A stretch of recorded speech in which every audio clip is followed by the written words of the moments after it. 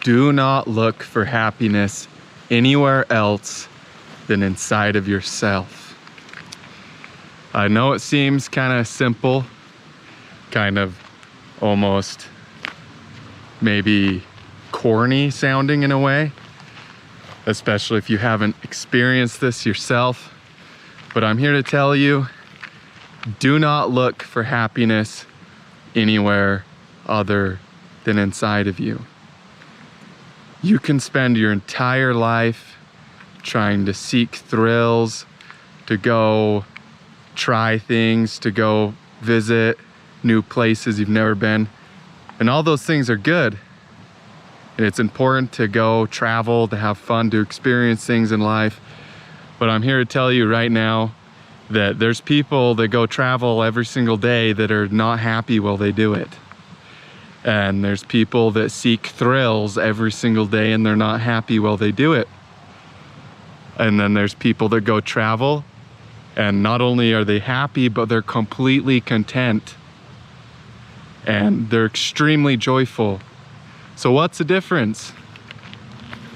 How come one person can live their life and be doing the same things as another person, the same activities, and yet still not find joy in them? So this is not some corny philosophical ideal or some weird kind of like esoteric concept. I mean, it is kind of esoteric just because a lot of people like don't realize it. It's like not hidden because it's really in plain sight, this truth is, but a lot of people do not realize that this is true. And so because of that, it kind of is esoteric in a certain sense, but this is not like truly esoteric. This is just how things are. And the truth is that if you want joy, if you want happiness, that comes from within. And in the Bible, we're told that the kingdom of heaven is within you. Now, in the Gospel of Thomas, if you read the Gospel of Thomas, it says, the kingdom of heaven is inside of you and it is outside of you. When you come to know yourselves, you will become known. So that's a little bit more added to it. It's talking about how as within, so without. Basically, that happiness is found from within. And it's created through your own inner conversations, through your own inner perspectives. And so truly I tell you that two people can be doing the same things. They could be trying to seek pleasure out of the same things, and one person can go years doing these things and not be happy. And another person can try it once and be completely just filled with joy and so much happiness and having such a good time. And so the difference is what's going on within those two people. There's an old Egyptian proverb that says, the kingdom of heaven is within you, and he who will know himself shall find it. So if you know yourself, if you know that you, through changing your inner dialogue and through changing things inside of you, the kingdom of heaven being within, you will find the kingdom of heaven, which is inside of you. Now it's a relationship, and that's why in the Gospel of Thomas it says, the kingdom of heaven is within and without. So that means that, you know, just as much as it is inside of you, it's a relationship as well. So if you change your inner dialogue, that's reflected outside of you. So this is a really powerful tool, powerful concept, and something that I promise you can change your entire life. As humans, we do not realize just how much mental things hold us back. It can be something as simple as judging another person. It can be something as simple as being envious of them. It can be something as simple as judging yourself incorrectly. It's okay to have accurate judgments of self, but you know, condemning yourself more than you need to, or praising yourself beyond what's true. And so all of these things are happening inside of you. And I'm telling you right now that happiness, joy, peace, all of those things are found inside of you. You're never going to be able to find them anywhere else.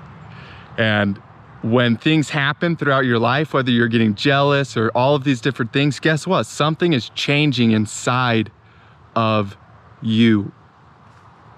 And that change reflects outside of you. And so when you look at two people, well, why can one person be so happy and another person be so sad?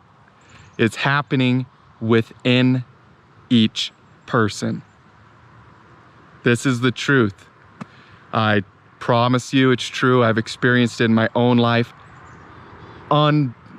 unfathomable amount of times, just over and over. I found this to be true. So prove this to yourself. Test it. Don't take my word for it. Go see what happens when you change your inner world. And I promise you that if you change your inner world, your outer world will reflect it. It's going to be a lot of fun. You're going to be able to start to see just how powerful you truly are, because one of the problems that we run into is we find obstacles in life, and if we don't believe that we have the power to overcome them, then we don't overcome them. And so if you go within inside of yourself, you can actually change. You can change your perspective, and you can overcome things that would normally seem completely impossible to you. And so I testify that changing your inner world changes your outer world. It's one of the oldest concepts ever. I mean, even Jesus himself, like I said, he said the kingdom of heaven is within you.